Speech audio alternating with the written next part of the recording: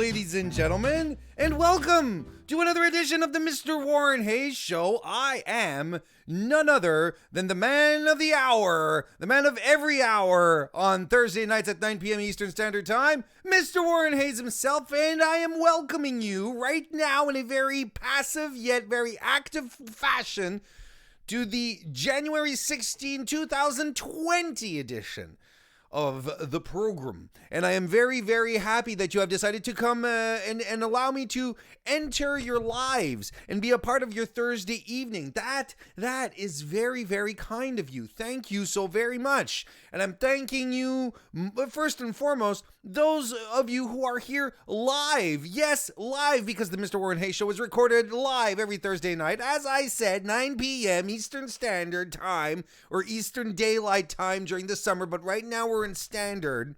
I don't want to get too technical, but you know how some people are sometimes. They just like to nitpick. There's a guy like that at the office, and he just, oh, you didn't do this. No. So sometimes you just want to clarify things so that people just don't be jerks. What am I talking about? People who are here live at this live recording of the Mr. Warren Hayes Show, such as Patrick Mason was here. How you doing, Patrick? Blaine, the most handsome mod, is here as well. Robert Larry is here. Carlos as well. How you doing? Benoit is here as well. Hawkeye has joined us in the chat. Excuse me, my voice already giving out. It's going to be a hard, difficult evening. Aaron J's fan is here.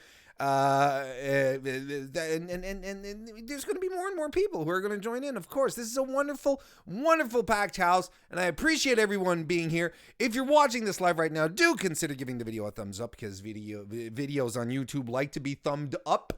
But even if you're watching on your own accord, give it a thumbs up. That would be very much appreciated.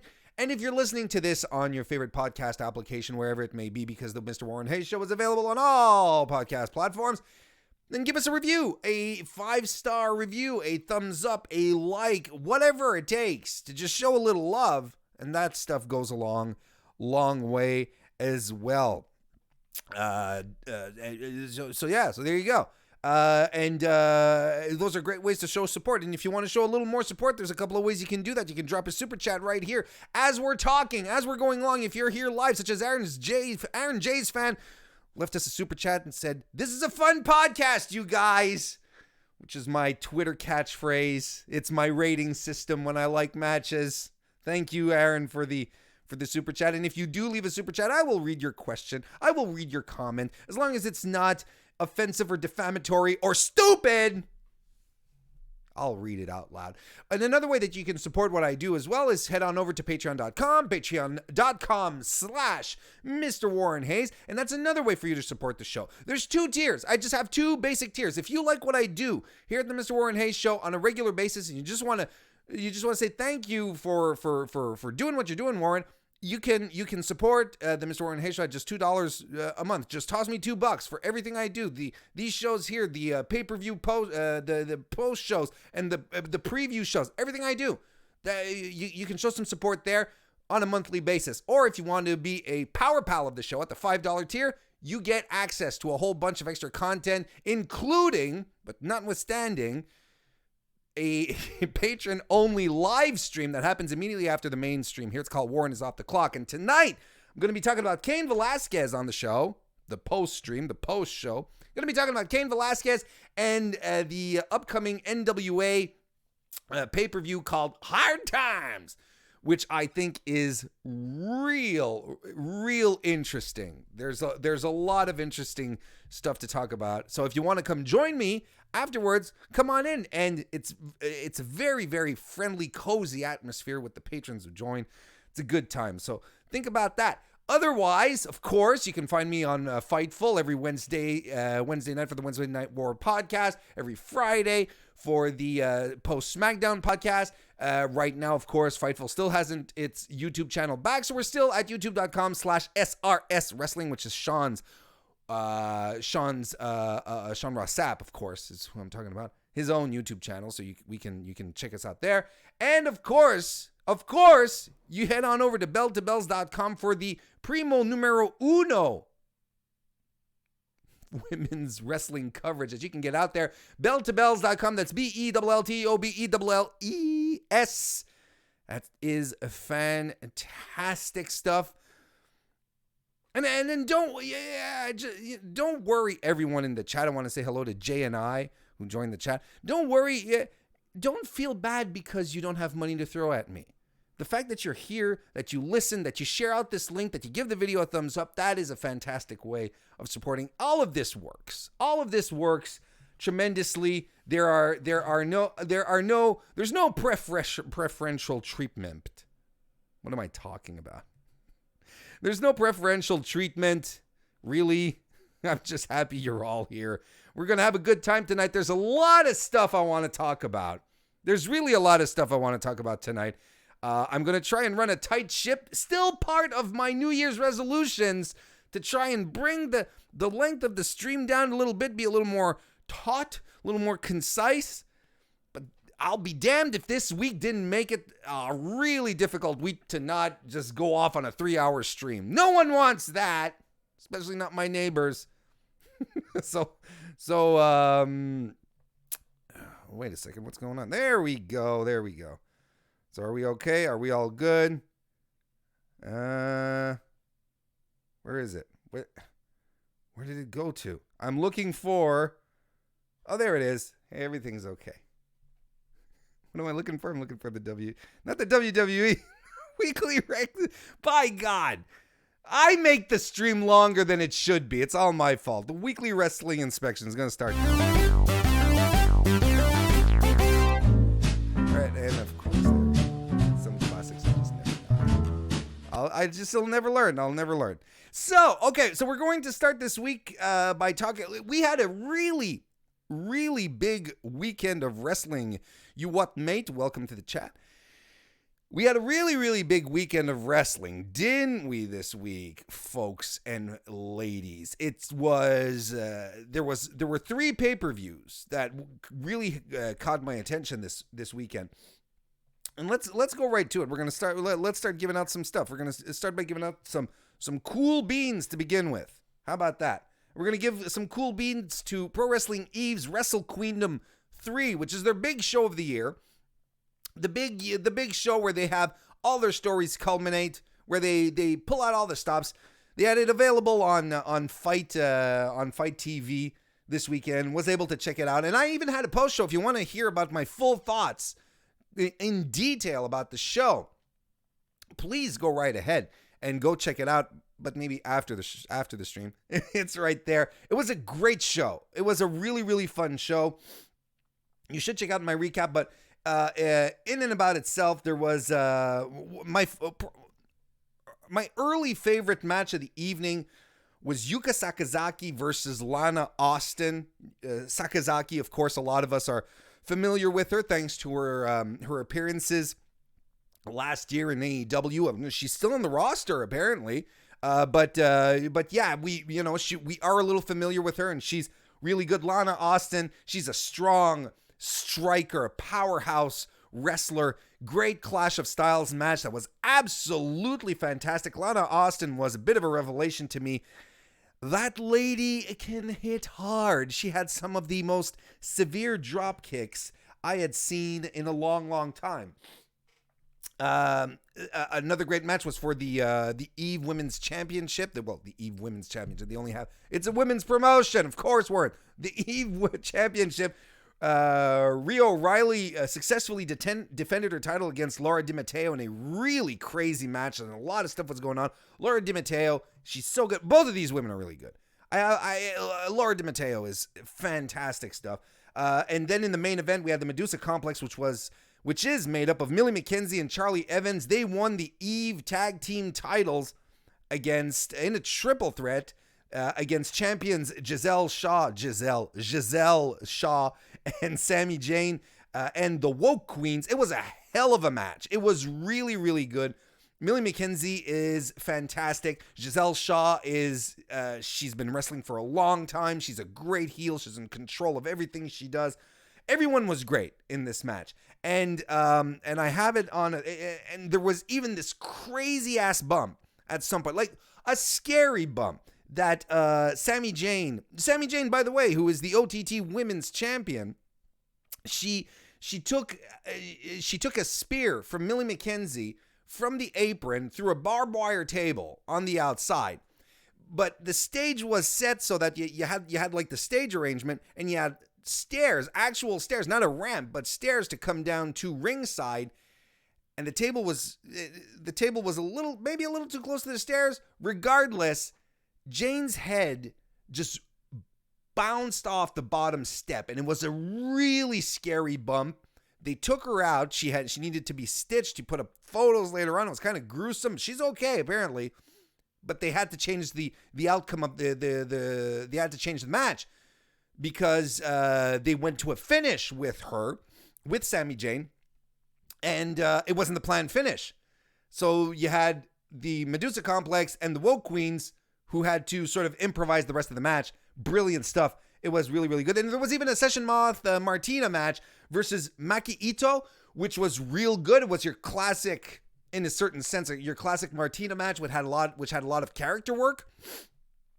But Ito had just as much character work to propose here. It was a fun match. It was a fun show. Give it a watch if you can. It is still on Fight TV, or you can subscribe to their on-demand service on Eve On Demand, and then you'll get 2 extra matches. You'll get NXT UK superstars Piper Niven and Ginny go at it, and you'll have as an extra match Killer Kelly versus Roxy. They couldn't put these NXT UK women's matches on the card because WWE doesn't want them streaming out. They don't want them streaming their talent, but they can put them on their on-demand services. So you get a couple of extra bucks for a couple of extra matches for signing up. That was a real good time. Speaking of another good time, NXT TakeOver Blackpool this weekend. Folks, let me know what you thought about Blackpool in the chat. Go right ahead. I'm keeping the cool beans on right here because it was a really good pay-per-view. NXT UK has a good track record when it comes to putting out good pay-per-views. I thought this one was their best. It was solid from head to toe. We had probably, I'd say with much more confidence than that. I'll go right ahead and say it. We had the best NXT UK women's match so far since the brand started in 2018? 17? 2018. Is that it? 2000. Look, take me to task. It was the best match outside of one match where Toni Storm and Dakota Kai had a great singles match on an episode at some point. Kaylee Ray, not Kylie Ray, because I have a tendency to mess these up, and Kristen's not in the chat yet to correct me. Kaylee Ray retained her title against Piper Niven and Toni Storm in a triple threat match. That was really good. The main event was fine. It was fine. Joe Coffey, he's good, but he's not quite there yet. Not in the role they want him to be in. Walter's fantastic. The main event was okay. I thought it was just a little long, but it was all right. However, the tag team match, that was a lot of fun. I thought everyone put on exceptional performances. The Grizzled Young Veterans are such a solid tag team, and so are Mark Andrews and Flash Morgan Webster. Those two guys are phenomenal performers. Thought Imperium looked really good. I even thought Gallus looked good here. He had some great ladder spots. And I liked how the match was constructed. Everyone had some time to shine. I enjoyed it. I thought it was a good time. But oh my God, Jordan Devlin versus Tyler Bate was phenomenal. It is an early contender. It is an early match of the year candidate. This one is already on everyone's list. It was so good. It clearly establishes the bar for 5-star matches in WWE this year. This was extraordinary good. The sequences where they were straight striking each other were amazing. This was a showcase of wrestling skill. It was so good. The wrong man won because I really think Jordan Devlin could have used the win much more than Tyler Bate. Tyler Bate he's over like crazy in the UK. He is Superman. He is El Santo. He is El Santo and Hulk Hogan combined. Not the right man who won, but still, you know. And then there was the invasion at the end where, to set up the Worlds Collide stuff, Undisputed Era ran in and took out Imperium. And Adam Cole healed the crowd because he didn't do the Bebe chant. So, but the audience was going crazy for them. Are you kidding me? So that was fun. That was a good time. I liked it. Good show. Then we had Hard to Kill from Impact on Sunday evening. I'm going to tell you, I'm going to give this one some warm soda because I thought it was a very unequal show. I thought the first half, right up until we got to Elgin versus Eddie Edwards, I thought it was a very, very average show. The X Division match was good, was really good.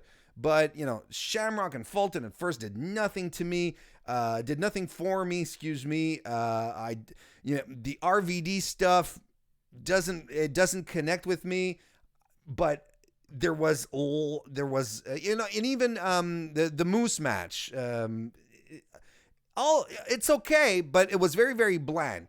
Eddie Edwards and Michael Elgin cranked that one up. One of the best matches that you'll see this weekend. It was fantastic. Surprised that Edwards got the win. I hope they do something proper, good and proper with Eddie Edwards moving forward. The North versus Willie Mack was also great. Was supposed to be a tag team match, but Willie Mack had to go at it alone. Because Rich Swann was injured, legitimately injured, and they did a fantastic, they really did a fantastic handicap match. The North, man, the best thing to happen to their career was LAX leaving Impact. They've grown so much and have become such a legitimate tag team. They are so good. On a consistent basis. I love this match. I would have liked a tag team match, but this was really, really good. And, well, Sami Callihan versus Tessa Blanchard was some real good storytelling. Tessa Blanchard is clearly, and it's hard to argue, she's one of the best wrestlers on the planet. Not female wrestlers, just all-around performers. Everything she does is perfect. And Callahan and she, I think I said it last week and I'll say it again. They have a feud that you can go back to at any moment. You buy into the idea that these two people hate each other. And they have such fantastic chemistry with each other. They know what to do for the good of the business. They really build each other up to this point. And this is literally Impact. This is Impact's Ricky Steamboat versus Ric Flair. This is one you can just pull out and go back to at any time. And people are going to be psyched for it because you got history. You've got drama to it. And everything that Tessa was doing in the ring was so good. The story of the match was Callahan working the knee because he wanted to just cut away at her. And at some point she's lifting Callahan into a fireman's carry, and her leg, she has it shaking because she's having trouble with her knees. So her leg is trembling. It's all these little things that she does that make her so good. And she won the Impact World Title.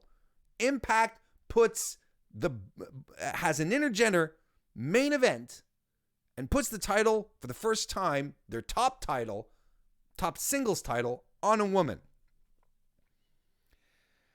And that in and about itself is historic. But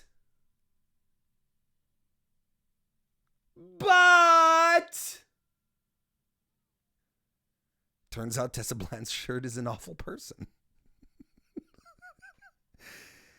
It turns out that, and it all started very innocuously this weekend, where she tweets out a little tweet, very supportive. Women should support women because when you do, incredible things happen. Next thing you know, you have Allison Kay recalling a story where she calls out her bullshit, recalling a story where she spit on La Rosa, who's a wrestling legend in Japan, spits on her face and calls her the N-word.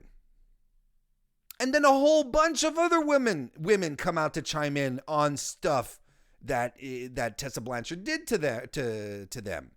Bullying, intimidation, even Isla Dawn. And I had heard these stories before about how Isla Dawn was being buried, blackballed everywhere she was going because of Tessa Blanchard. Isla Dawn had to change her gimmick name to Isla Dawn. I forget what it used to be, because her gimmick name had a stigma attached to it. No one wanted to book her. And honestly, this could have all been fixed if Tessa had just come out and apologized, owned up to it. I'm a different person, so on and so forth. But no. Because what she did instead, and we saw the footage after the pay-per-view went dark live. People in the audience took video of her post-match speech, where she basically doubled down and said, nobody's perfect, but I am the greatest. I have the greatest wrestling mind I've ever known. And she just doubled down on the fact that she's an asshole. I mean, what are you going to do? If you're old enough, if you remember watching wrestling for a long, long time, well, you've probably heard the stories of Tully Blanchard, who was no saint. I can tell you this much from what we're hearing this weekend, what we heard this weekend, she's definitely her father's daughter. Holy crap. Moving forward for Tessa, I don't know what the next step is. Because people are saying, well, they should turn her heel. What she needs to do is own up to what she wants to do. She is going to outgrow Impact. You can argue that she already has outgrown Impact. If you ask me, and you can ask a whole bunch of other people as well, I sincerely believe that Tessa Blanchard is a WrestleMania main event talent. She has the capacity, the talent, and the ability to do it. But there is no way WWE is touching her in these types of circumstances. AEW either. Maybe NWA. No, that was a joke. But the idea that she hasn't owned up to it, hasn't apologized regarding it, and actually went a little deeper in saying, you know what, ultimately, I don't give a shit. Well, that's a little problematic. It's a lot problematic. We can only see what happens, but I tell yous, it's really, really disappointing that we have a wonderful, legitimately historic moment be tainted as such. It really sucks. And it does take away from our appreciation of the moment, and it sucks. Well, there you go. I've talked about Tessa. I'm going to keep the warm soda up here because I'm blanket statement. SmackDown on Friday, and SmackDowns in general, I cover them with a joy and pleasure every week. And SmackDown is really the most inferior show between Raw, between SmackDown, between Raw, NXT, and AEW. It is the inferior show. Week after week, it's such a mixed bag, and this week was no exception, and it was it was bland. Look, outside of the Otis stuff, which I really and sincerely believe that outside of the Raw main event angle, this is the best story WWE is running right now. Everything is hit or miss. This week, Miz and John Morrison stuff, that was a hit. Mandy versus Alexa, that was a miss. The Roman Reigns and Baron Corbin stuff, a consistent miss. So, I'm just going to leave it at that for SmackDown this week. I'm not diving any deeper into it. Definitely not. So let's move on to some cool beans, and we're going to talk about the Brock Lesnar segment from Raw, which I thought was fantastic. He was... I love, first and foremost, how the Kentucky crowd was so hostile to him. Hello, Kristen Ashley in the chat, by the way. I loved how the audience was really, really hostile to Brock to begin with. And that was, and he and Heyman played it up. Like at some point, Brock was like, no, we're leaving, right? We're just going to go away. But, and Heyman was, they were both playing into it, really leaning into it. I loved it. They threatened to leave. They even mentioned the Undertaker streak, which I thought was an asshole move, but perfect to do. Heyman says that he has spoilers that come to life. His spoilers all come to life. But then R-Truth comes out.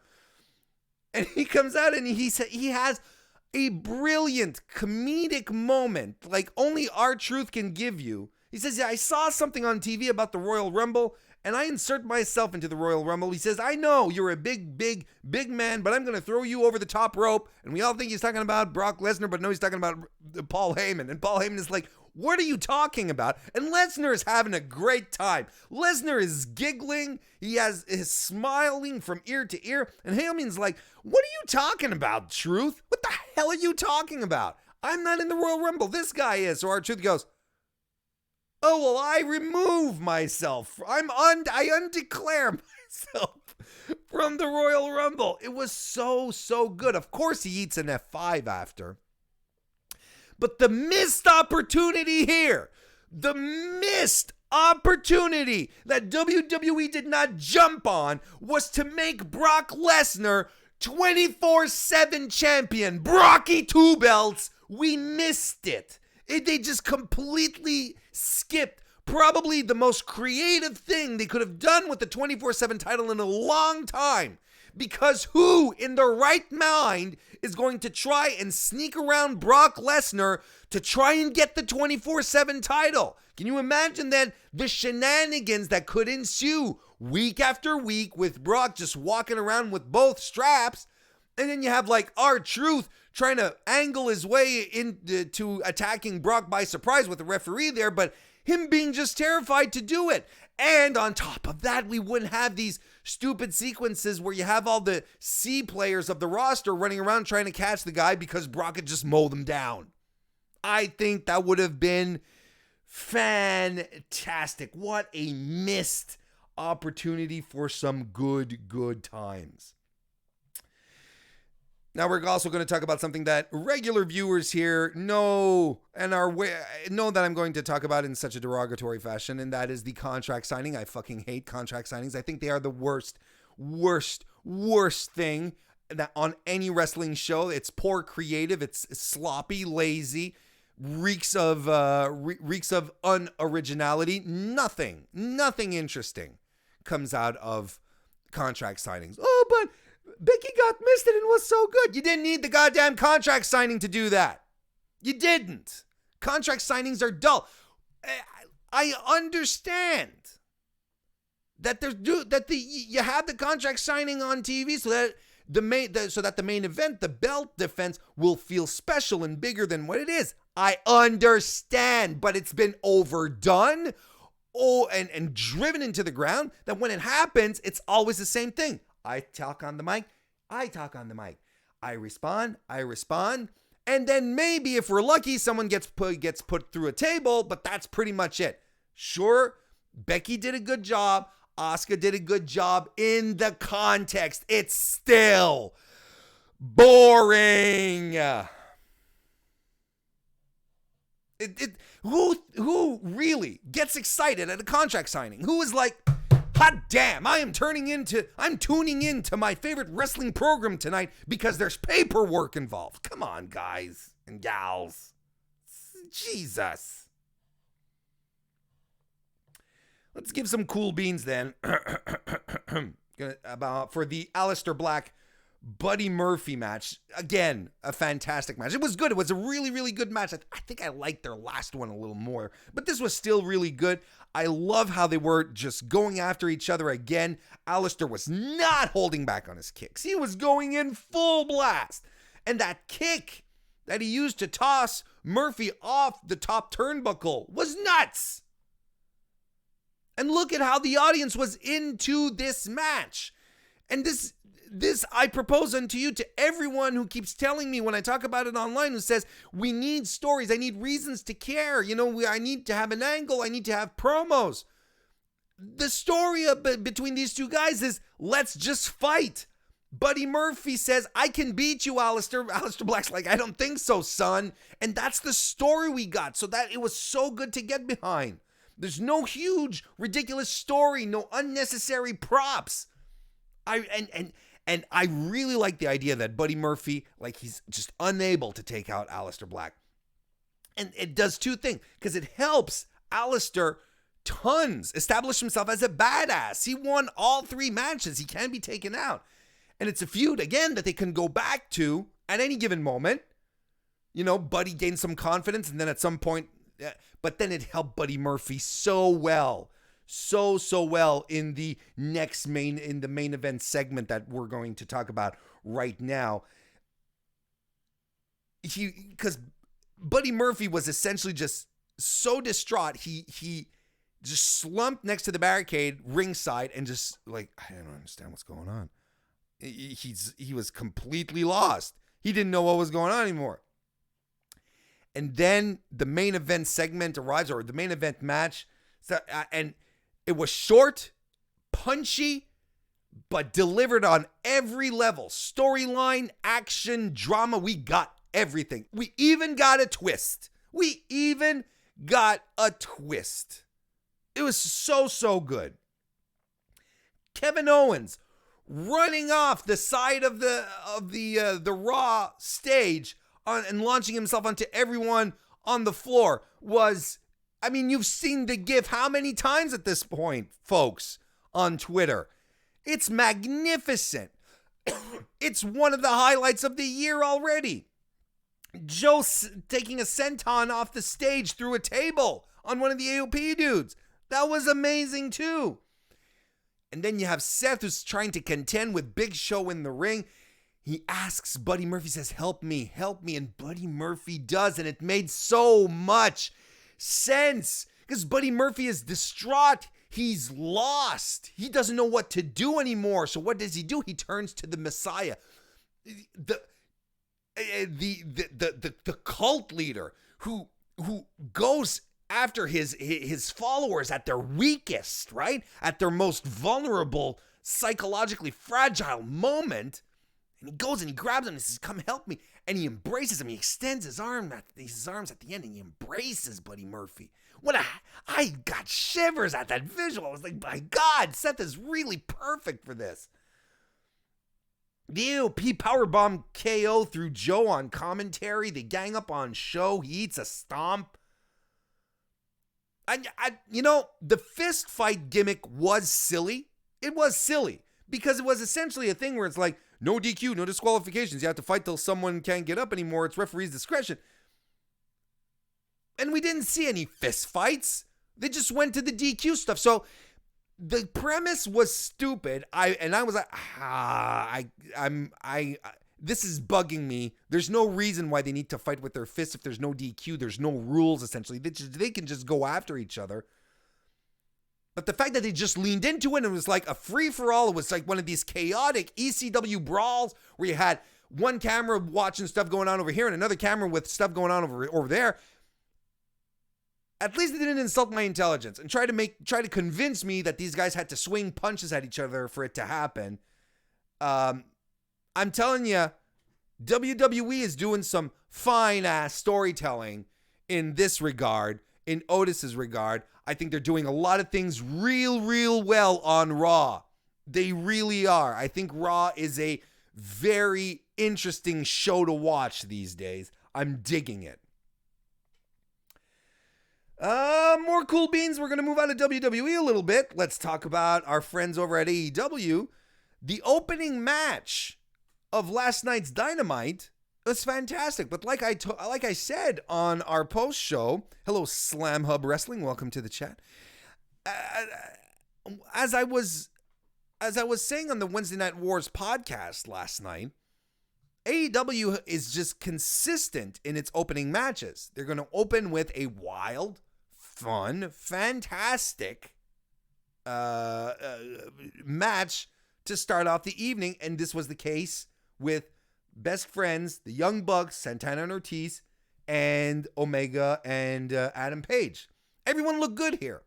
And this is the kind of match. This is exactly the kind of match that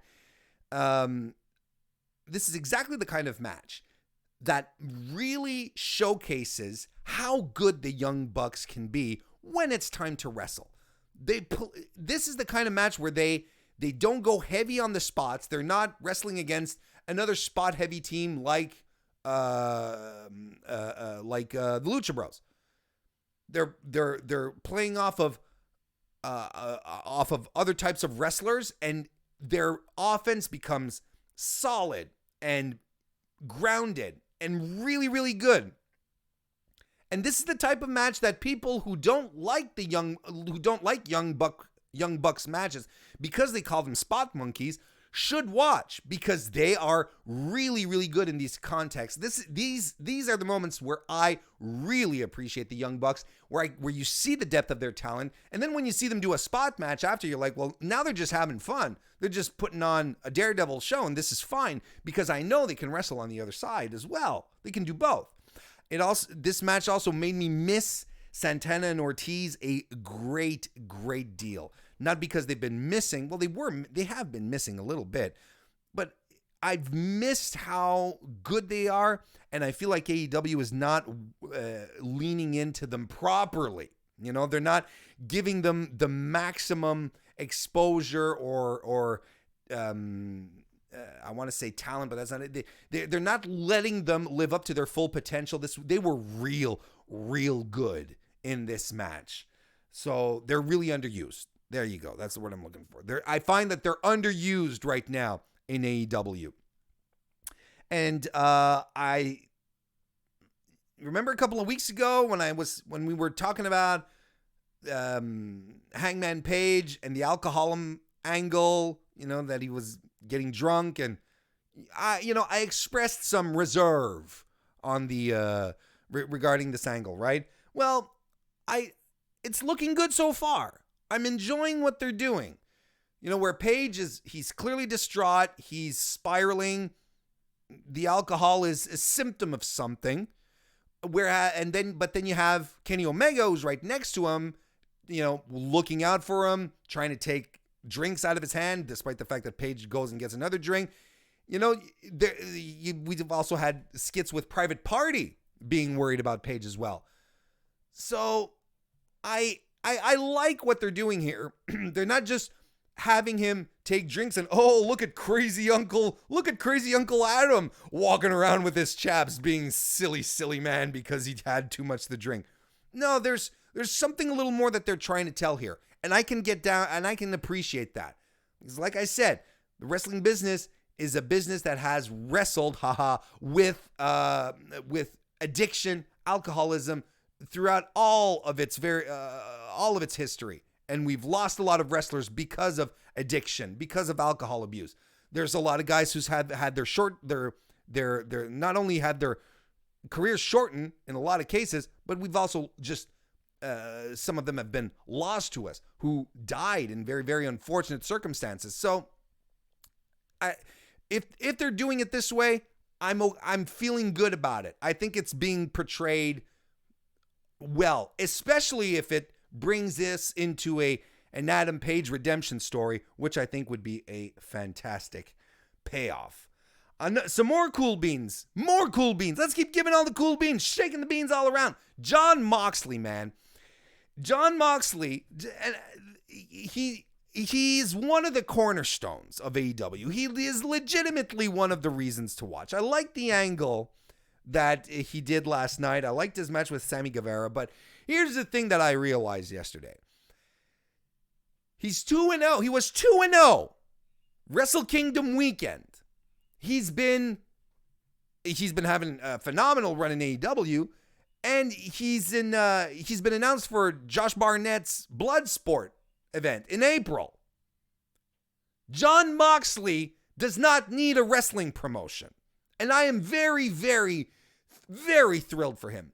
He does not need one promotion. He just needs himself.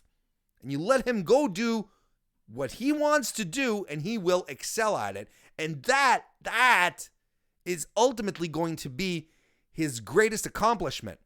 It's not being the first guy from WWE going to AEW. It's going to be a guy who left WWE and made himself into a self-made wrestler. A guy who you could definitely argue has become a draw.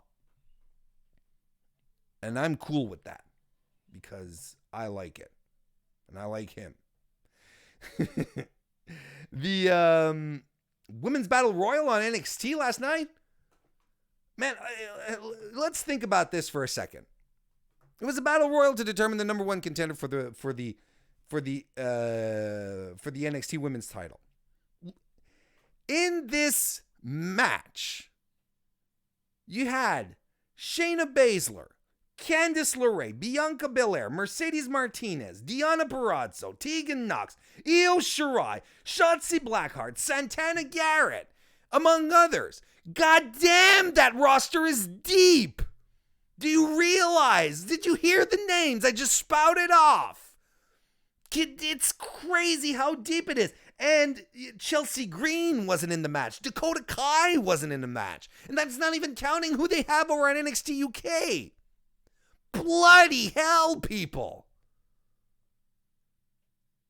It boggles my mind. Just seeing all these names, these incredible wrestlers. Their division is ridiculously deep. There's talk that Io Shirai is heading up for one of the main brands. And you won't feel a thing in NXT. Not that she won't be missed, but they'll survive. They'll be fine. They'll be fine without her.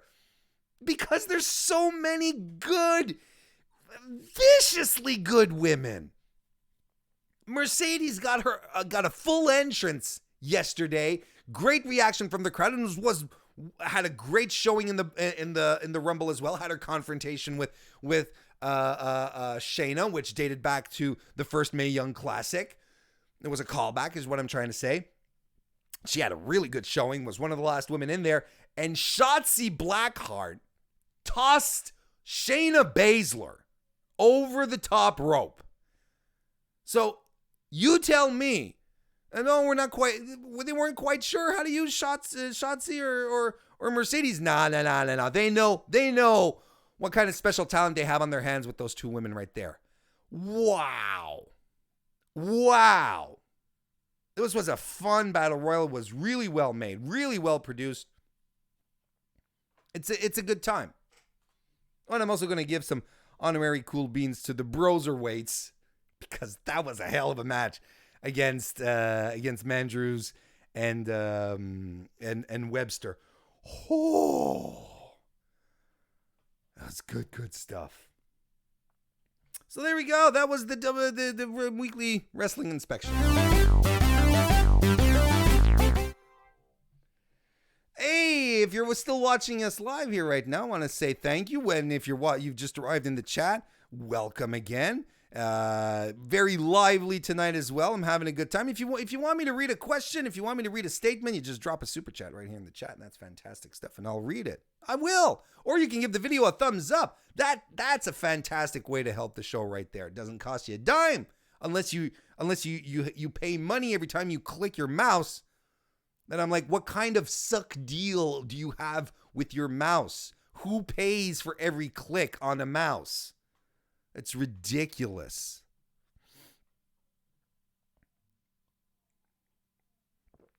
Just reading in the chat that Kristen Ashley just said that Tessa read a statement a few minutes ago. She made out a statement a few minutes ago. Kristen says, you can try to deny and dodge Tessa, but you just look more guilty. Who doesn't read that and say, oh, she's definitely racist? Well, I'm going to have to check that. Maybe I'll talk about it on the post stream. You can join me on the post stream if you want. You just have to become a $5 patron of the Mr. Warren Hayes show at patreon.com/MrWarrenHayes. And I want to say thank you to Tim Traver for the super chat. Tim's not feeling good, but he wants to bless me. Bless you, Tim. Take care of yourself, man. Be good to yourself. So this week, what was that? This weekend, I had assembled a panel of good friends of mine, fellow podcasters, and great wrestling minds to talk about hopes and wishes for 2020. And I know a lot of you tuned in, and technical difficulties were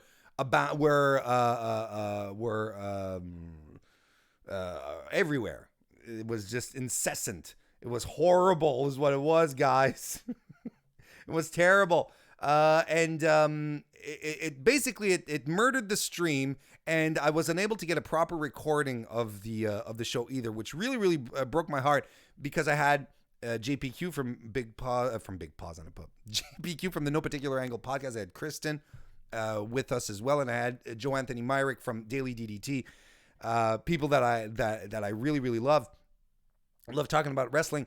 But we had also, and when I say we, I say mostly Kristen, she had reached out to a whole bunch of wrestling personalities, either from the community, other content creators, and even some wrestlers, for them to send us pre-recorded hopes and wishes for 2020. So no one got to see them, but I am going to show them tonight to you all. We're gonna make good on our promise, despite the fact that, it didn't work out on Sunday. We're gonna take a minute to watch all of them right here. So essentially, as I said, we have people from the wrestling community, content creators, and we even have a wrestler here who are going to share with us their hopes and dreams for 2020, because I think it's important to start off a new year with a fresh set of eyes and some hopes and some dreams. So we're going to start with, let me pull them up here. We're going to start with wrestling Twitter commentator and wrestling community personality Darnell Mitchell, also known as Dianilicious on Twitter. I guess that's how you pronounce it. He was kind enough to send his 2020 hopes and dreams. Let's give it a listen. Hey guys, it's the fabulous fashionista of New York City, Darnell Mitchell, and I was asked for my wishes for 2020 in professional wrestling. My wishes for every single year in professional wrestling will never change. More queer people, more black people, more people of color, and more women. We actually have to actively make a decision to hire these people. We have to actively make a decision to disturb the status quo. And I think that makes wrestling better overall. My friend actually said this, and I thought it was really good. WrestleMania shouldn't be the end of the year for the biggest talent. WrestleMania should be the start of the year of people that you need to be watching.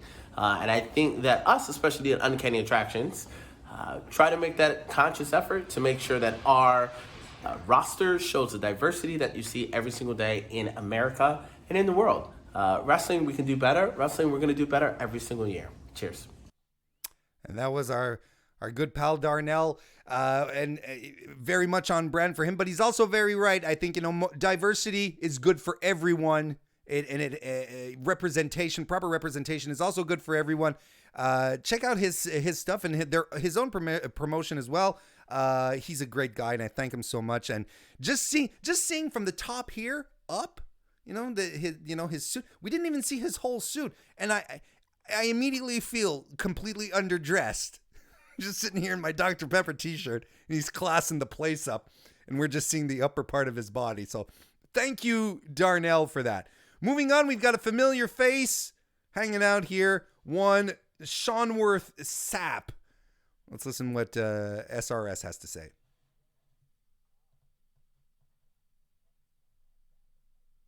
Asked, what are my wishes for the 2020 wrestling year? What do I want to see? Well, one of the things that I wanted to see the most in 2019 was continuity, and I think we got that towards the end of 2019. Now what I would like to see is more stakes added to things. I would like to see things matter a little bit more that I'm watching on a weekly basis. We watch hours and hours and hours of wrestling content, but it's hard to decipher how much of it actually matters. I want these companies to add more stakes. If records are supposed to matter, don't 50-50 everybody. And if they don't matter, don't 50-50 everybody. I want to see things that matter in wrestling because I want to care about the wrestling. There you go, Sean Ross Sapp of Fightful.com. Thank you, Sean, for that. Yeah, these are all things you know I'm in agreement as well. Continuity is so important in wrestling. Let me know, Chad, by the way, why don't you go ahead and start telling us here what your hopes and wishes for 2020 are as well. We got all these people here talking, but I like to hear from you guys as well.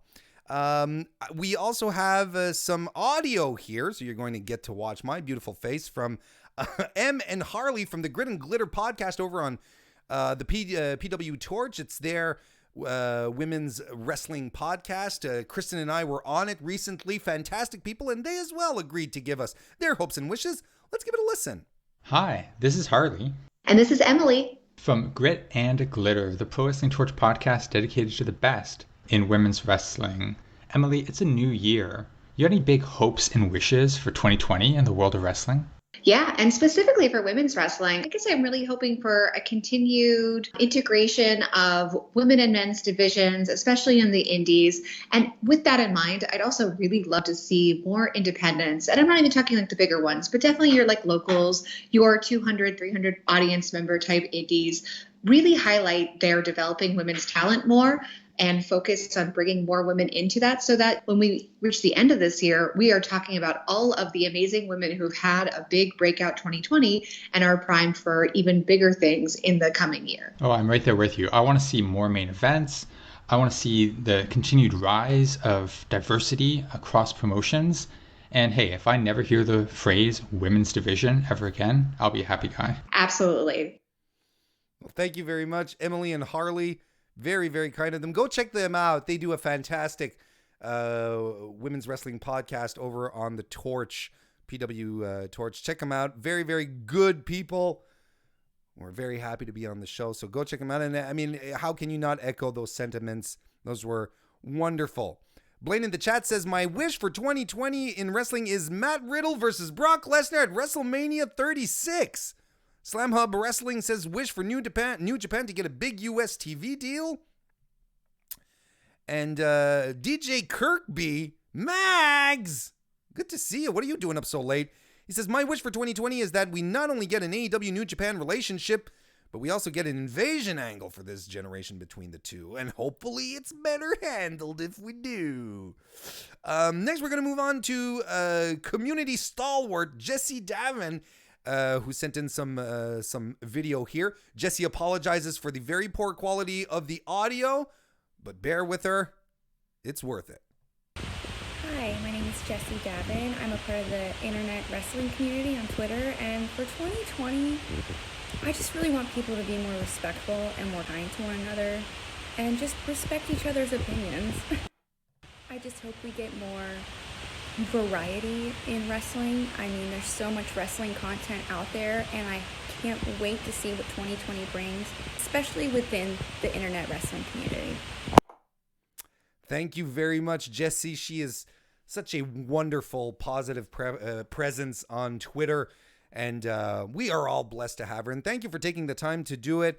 And why not wish for more diversity? Why not wish for more kindness amongst ourselves?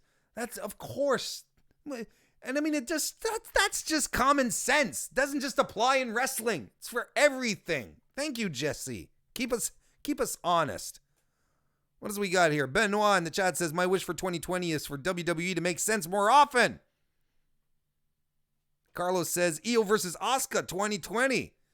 Robert Larry says, my wish is that the WWE emphasizes the entire women's division as a whole rather than the same old women every Monday and Friday nights. And Patrick says, my wish for 2020 is for more people to get built up into upper card stars. People like Drew, Ali, and so on. I also want the mid-card titles, like the IC and US titles, to get defended more often on pay-per-views and get used better. Yeah. Let's pull up another familiar face for myself. And look at this face. How can you not love this face? It's Alex Pulowski from Fightful and Fightful Select from Sour Graps. How sour is Alex going to be? Well, let me tell you. We did ask him to be positive. Alex Pulowski, everyone. Hello. and welcome to the Sour Graps portion of the evening. My name is Alex Pulaski. I am the host of Sour Graps on Fightful Select, where everything sucks. I review Raw and SmackDown every week. Both shows suck, and I get to talk about how much they suck, why they suck, and how the sucking might be ameliorated so it doesn't suck as much anymore. But I don't want it to suck. I want to be out of a job. I want to be able to talk about good things on Mondays and Fridays. So the first thing we need, my hope and wish for 2020, is that the XFL takes off and is just gangbusters. Everybody loves it. And they want to expand it and become a much bigger global thing. So Vincent Kennedy McMahon has to step back from WWE so he can take all the credit for his little minor league football deal. And then he won't be doing stuff for WWE anymore. And then as a result, it'll get better. So that's what I wish for. Other things too, let the revival go to AEW without incident. Don't tack on 6 weeks for injury time because they got athlete's foot once. Give Keith Lee all the titles. AEW, please figure out what the hell's going on with your women's division. And,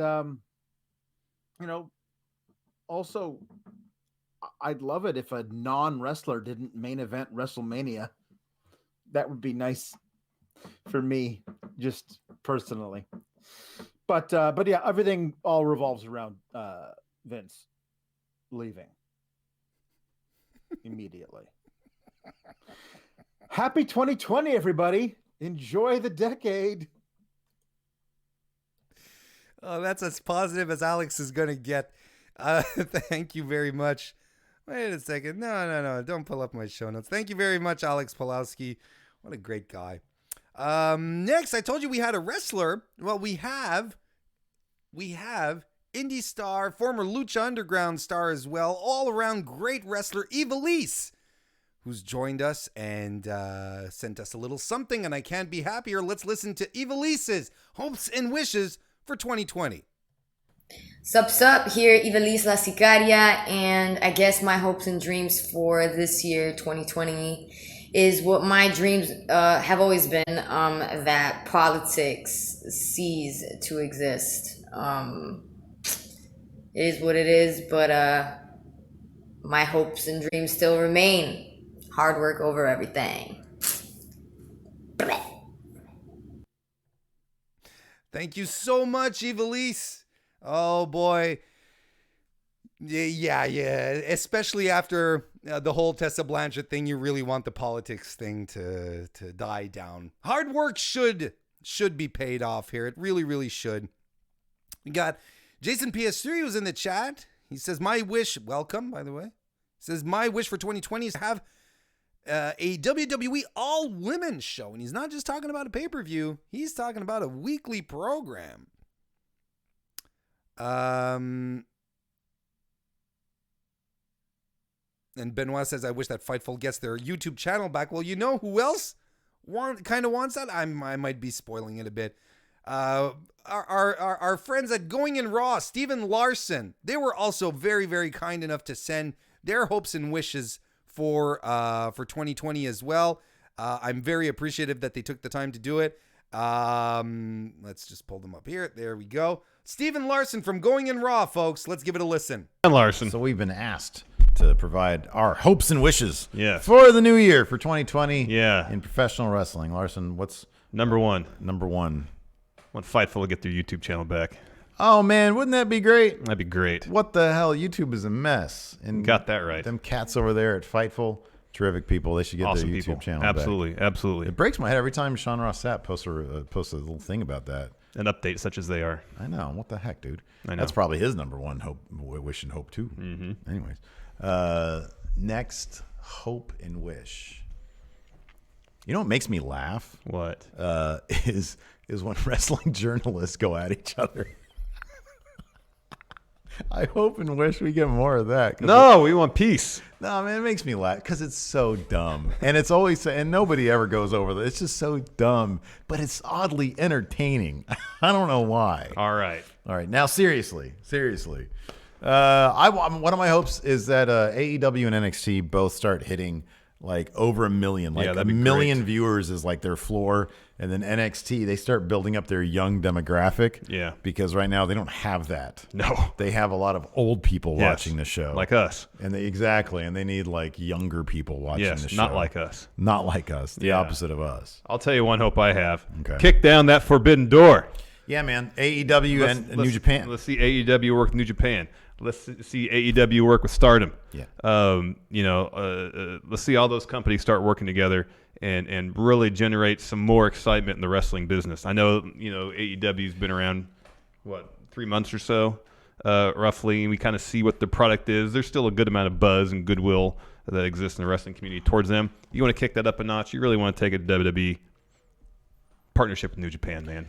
One of my hopes and wishes is that Vince McMahon steps down from creative but doesn't die. Like, I don't wish death on anybody, but I do get the idea that the only way he'll stop being in control of creative is if he dies. I don't want him to die. So maybe something else happens to him that is not tragic, but keeps him from, like, what if they say, hey, you have a condition where we have to take a little piece of your brain out? And then that, like, the crazy leaves. He they take the crazy out of his brain. And what is he going to do with himself? Just enjoy like the beach. I don't think that's in Vince's system. Right, but that's because of the brain part. Maybe take a little bit of that out. Take a little bit out. I don't think that's going to happen. And then he'll just sit at the beach in a rocking chair. So you want to be lobotomized, essentially. That's the technical term for it. Yeah, that's the technical term for it. Sure. Oh my gosh. Is it weird that I'm hoping that? Yes. I just don't want him to be in charge of creative anymore. Well, you don't want Tyson Fury to have a match at WrestleMania? No, I don't. Ideally, he'd be lobotomized sometime between now and then. Give me another hope or wish, Larson. Because I'm on fire with these. Apparently.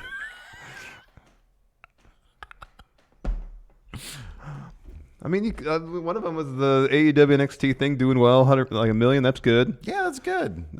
Forbidden Door, knock it down. Yeah, that's good. I want whatever is keeping. Oh, I want to see Tessa Blanchard win that Impact title. That's coming up this weekend. That might have already happened. That might have already happened. So maybe hopefully Tessa Blanchard has won that Impact title. I might watch Hard to Kill. I might buy that off. I think that'd be huge. Heck yeah, dude. That'd be incredible. I want to see that happen. I want to see that too. And I want to have a long title reign. I want her to carry that company on her back. Yeah, I think that'd be great. That'd be good. I want to see, my hope and wish is to see Simon Miller get into Retromania. Because I want to see the H champion be there. And he's a good dude. I want to see good things happen to good people. You see Sammy Callahan talking shit about him on Twitter? He was like, nobody wants to see this entitled YouTuber. Well, they have a match for Mania weekend. Yeah. How cool is that? I'm sure Callahan has 60 matches Mania weekend. Probably. I just like that he's on Twitter, building it up. Yeah, man. That's good. Simon Miller's probably going to. So is that going to make Sammy Callahan be the lineal H title champion? No, because he's not going to win. The title's not on the line. But doesn't lineal mean like it does, like just a dude beats a guy who's a title holder, but it doesn't necessarily. I was kind of confused what lineal meant, if it was that or he wasn't undisputed, like he only had one of the belts. Oh, I thought lineal meant like you're the champion, I beat you, but it's not for the title, so that makes me the champion or something like that. No, actually, what does that mean?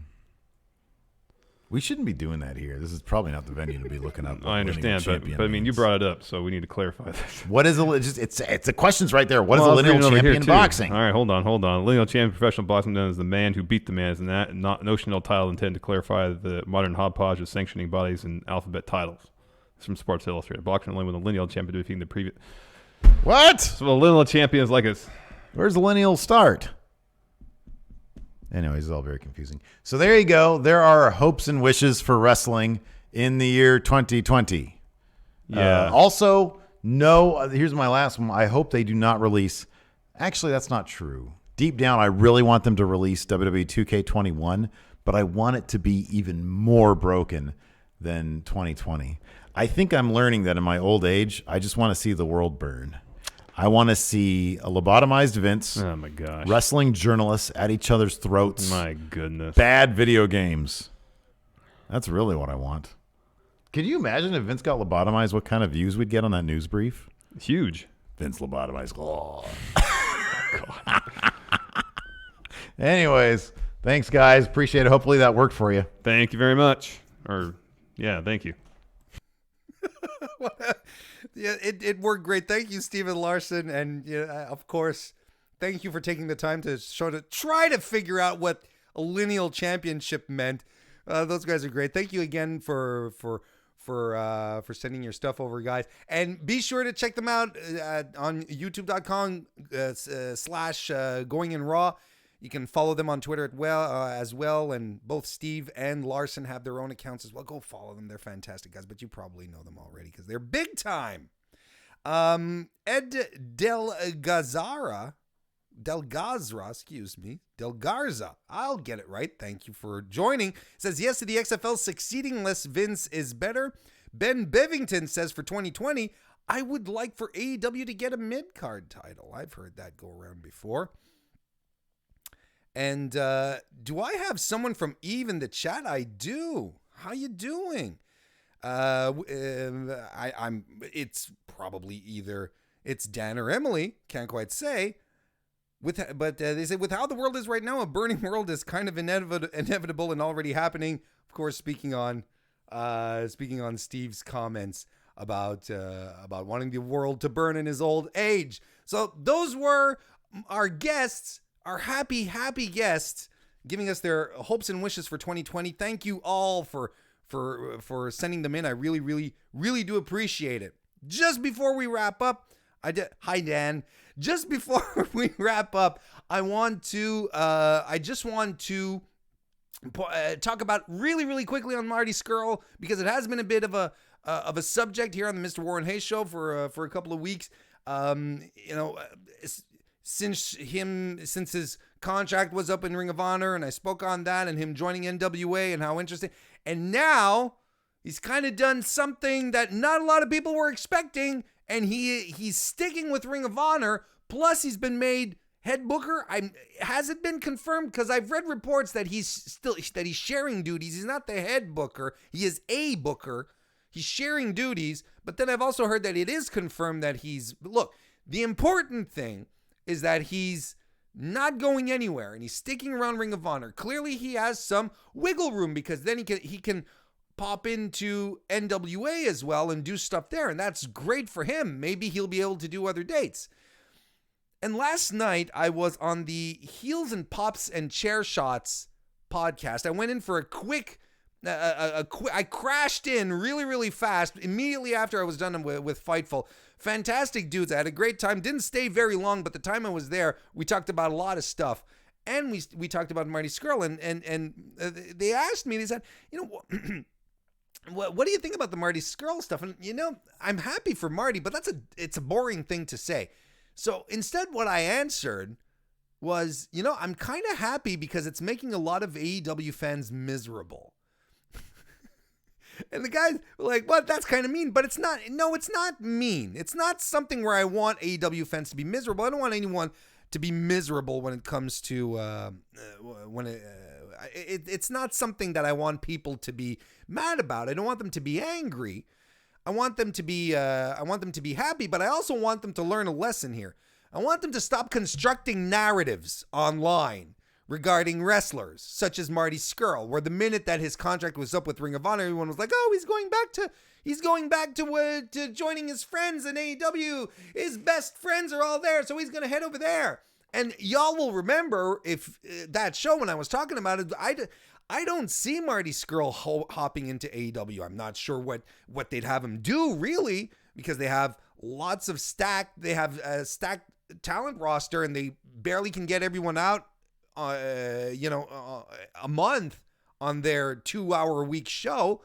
They're doing their best, but what do you do with Marty, and who do you sacrifice then if you bring Marty in at this point? Because Marty isn't going to sit around and just wait for his turn. He's going to want something to happen. So there was that aspect, and it was like maybe he should go elsewhere. And I didn't think he was going to stick with Ring of Honor, to be perfectly honest. I'm not going to try and sit here and say, yeah, I predicted it. No, I was sure he was out of there. So it's all the more surprising to me.